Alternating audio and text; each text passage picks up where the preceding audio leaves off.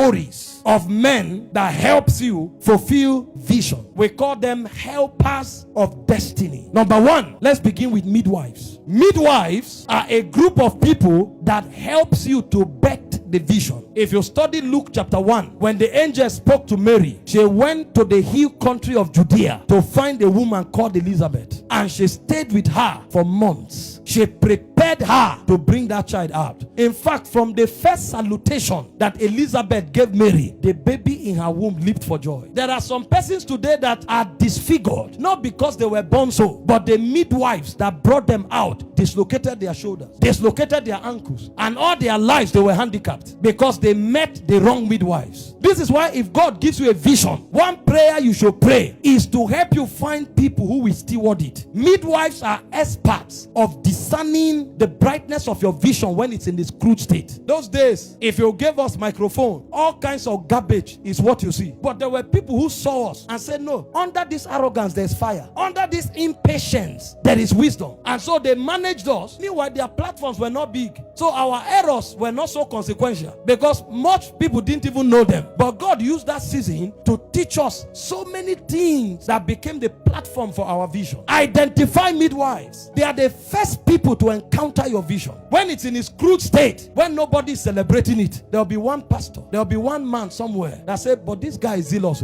This zeal can be something. And it begins to manage you, train you until you become aware of your vision. They are called midwives. Then when you migrate from midwives, you now find burden bearers. These ones are the ones who help you carry the weight of your vision. They may render service, they may pray, they may render loyalty. That's all they have to offer. They don't know so much, but anytime you need them, they are available. They are burden bearers. They are the ones that do the dirty work of the vision. And dirty is not corrupt. It's the things that are not celebrated. Do you know that as we are here, there's somebody washing the toilet so that when you go to ease yourself, you are not irritated? Not everybody will be there. There are people who fight to be here. There are others who say, well, I may not be able to do much, but when people want to ease themselves, they'll do it well. They are called burden bearers. You will never see them. And if I would categorize them quickly, number one, burden bearers are those who carry the weight of responsibility that does not attract glory. You know, at the end of that battle, people spoke about Moses and they spoke about Joshua. Joshua was fighting like a military general. Moses was doing the mysteries on the mountain. But there were people who held his hand so that those hands don't go down. They are called burden bearers. They are also gifted men who bring expertise. What we are doing here is being streamed online. That's why people who will hear the message will be in their thousands. It's expertise. I don't know how to go live. They are burden bearers. They either carry weights that are not celebrated, or they bring expertise that are rare, but the vision depends on it. Or they provide finances. The finances that run the ministry. Financial responsibility is a burden. So this is where you find the gifted men. This is where you find the intercessors. And this is where you find the financiers. How many partners have you seen here waving, I gave 10 million? They just sit behind. But the reason the apostolic invasion held was because they gave. They are burden bearers. So they could be intercessors. They could be experts. They could be financiers. Nobody celebrates them, but they carry a lot of burdens to make the thing work. Number three, they are those we call divine connectors. They are the ones that move you from one level of your vision to another. Again, these people may not have credibility as much to stand shoulder to shoulder with you on your platform, but they know somebody. They may not give you money, but they know somebody. If they were to recommend you, your life will change. Think of the servant girl in 2 Kings 5 verse 2 to 3 that recommended Elisha to the king of Syria, the general of Syria. She was a servant, but she was the one that brought healing to that general. Because if she didn't tell the general that there's a prophet called Elisha, he would never have been healed. Do you think that general will be going for a conference and carry that girl? No. This is why you must be careful the people around you. Sometimes the people you perceive as important may not be as important. That house girl in your house that you give your children a soap you bought from England, meanwhile they are bathing with bar soap, they may be the people carrying your tomorrow on their lips. May God help you for them to say, I won't help. You need them. They connect you. They link you up to people that matter, even though they themselves are not powerful. Do you remember the butler in Genesis 41 verse 9 to 14? Joseph would have rot in jail unless, as he told the king, there's a dream interpreter in the prison. So the reason Joseph became senator was because of him. Guess what I noticed in that scripture? I never saw anywhere that Joseph helped him. So he left and forgot Joseph. When he remembered Joseph, Joseph also went and forgot him. So the assignment is connection. When it is done, it's over. You need me midwives, you need burden bearers, you need connectors. And it doesn't stop there. You also need gatekeepers. You know who gatekeepers are? Are the people that the connectors lead you to. So they are the ones who have the power to change your story. But they are there until you are connected. If you don't have these people,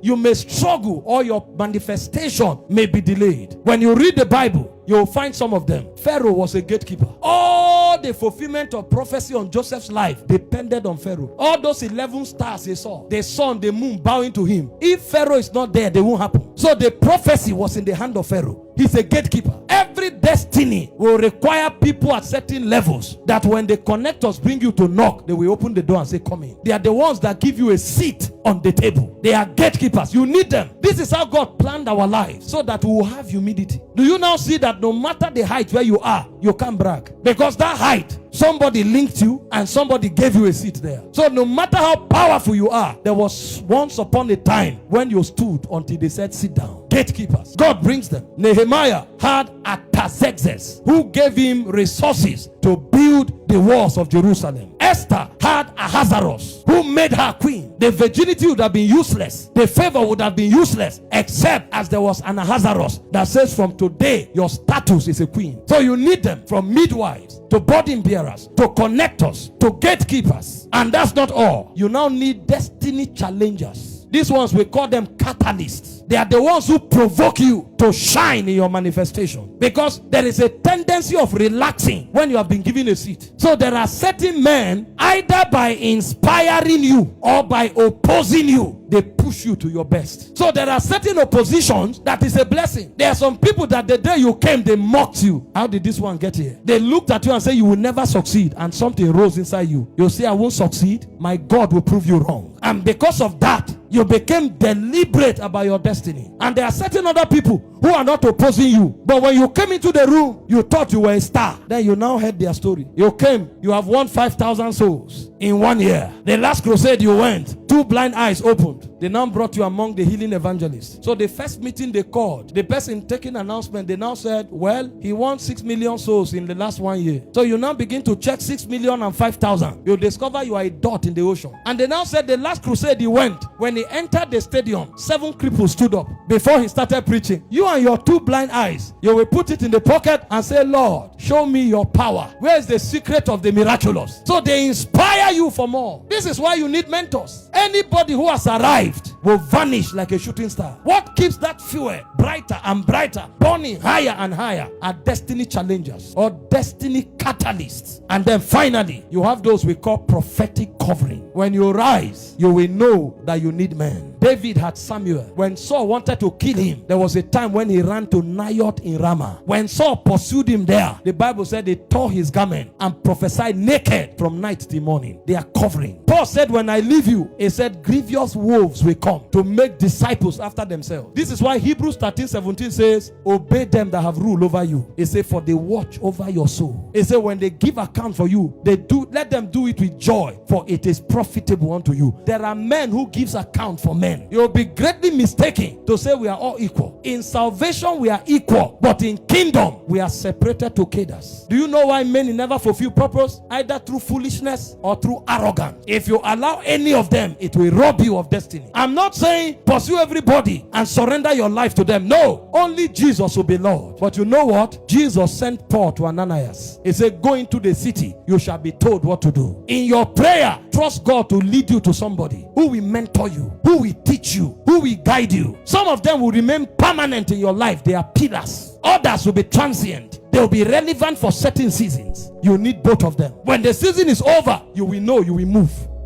And there are some that all your life they will remain, because they will be pillars and they will be coverings. If you want your destiny to count, you need the gift of men. From midwives to burden bearers to connectors to catalysts to coverings. You need all of them to fulfill destiny. Purpose is important, but it is not fulfilled by chance. If you want to fulfill purpose, you must be deliberate.